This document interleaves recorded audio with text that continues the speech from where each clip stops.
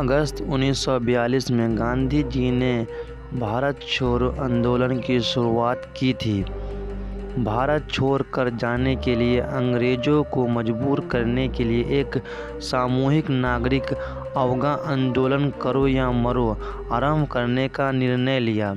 इस आंदोलन के बाद रेलवे स्टेशनों, दूरभाष कार्यालयों, सरकारी भवनों और अन्य स्थानों तथा उपनिवेश राज के संस्थानों पर बड़े स्तर पर हिंसा शुरू हुई।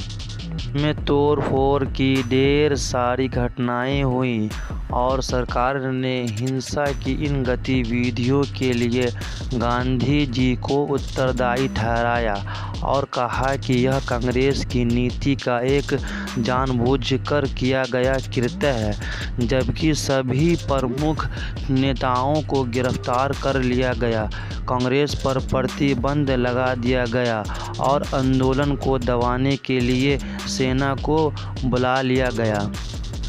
इस बीच नेताजी सुभाष चंद्र बोस,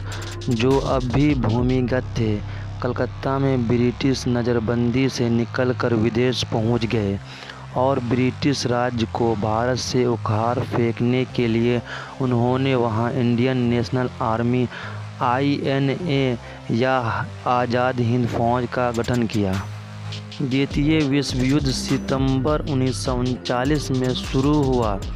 और भारतीय नेताओं से परामर्श किए बिना भारत की ओर से ब्रिटिश राज के गवर्नर जनरल ने युद्ध की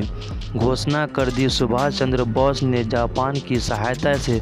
ब्रिटिश सेनाओं के साथ संघर्ष किया और अंडमान और निकोबार द्वीप समूह को ब्रिटिश राज के कब्जे से मुक्त करा लिया